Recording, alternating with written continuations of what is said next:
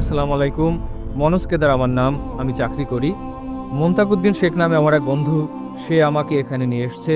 তো আমি এটা জানতে চাই যে হিন্দু মুসলমান, যেমন আমি বুদ্ধিস্ট, যেমন শিখ খ্রিস্টান, কেননা আমরা এক হয়ে যাই? কারণ আমি মানবতার সবচেয়ে বড় ধর্ম জানি। ভাই বললেন যে আপনি বুদ্ধিস্ট, আর জিজ্ঞেস করলেন যে কেন আমরা হিন্দু মুসলিম শিখ খ্রিস্টান বুদ্ধিস্ট এক হই না। ভাই সাহেব, আমি কখনোই বলিনি যে হিন্দু মুসলিম শিখ খ্রিস্টান সবাই এক, কিংবা পার্থক্য আছে।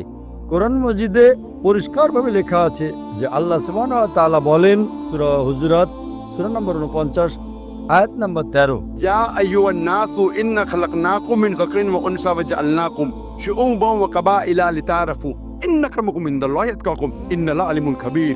হে মানুষ, আমি তোমাদের এক পুরুষ ও এক নারীর জোড়া থেকে বানিয়েছি এবং তোমাদের বিভক্ত করেছি, ভাগ করেছি বিভিন্ন গোত্র এবং বংশে, যাতে তোমরা একে অন্যকে চিনতে পারো। এমন না যে একে অন্যকে ঘৃণা করবে।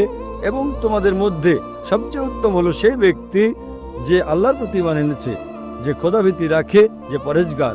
কোরআন মাজিদে স্পষ্টভাবে বলা হয়েছে যে সকল মানুষ এক। আল্লাহ সুবহানাহু ওয়া তাআলা মানুষকে বড় কিংবা ছোট বানান নাই আর্থিক দিক দিয়ে, লিঙ্গের দিক দিয়ে, বর্ণের দিক দিয়ে, জন্মগতভাবে।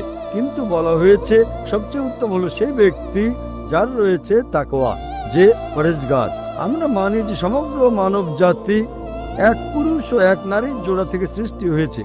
আমাদের পরপর একদম প্রথম দাদা দাদি এক ছিলেন।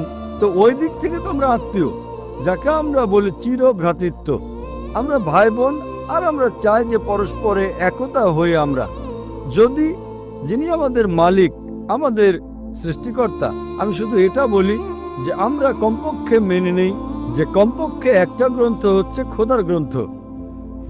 কোনো মুসলিম বা অমুসলিমের বিন্দুমাত্র সন্দেহ থাকবে না এটা মানতে যে কমপক্ষে একটা গ্রন্থ আল্লাহর পক্ষ থেকে। হিন্দু বলবে বেদ আল্লাহর পক্ষ থেকে, খ্রিস্টান বলবে বাইবেল আল্লাহর পক্ষ থেকে, মুসলমান বলবে কোরআন আল্লাহর পক্ষ থেকে। এজন্য আমি বলি যে বিরোধপূর্ণ বিষয় আছে তা আমরা পরে মীমাংসা করব, সঠিক না ভুল পরে আলোচনা করব। কমপক্ষে যে বিষয়টা একই রকম লেখা আছে এই ধর্মগ্রন্থগুলোতে, কমপক্ষে সেটা তো শতভাগ বাস্তবায়ন করি।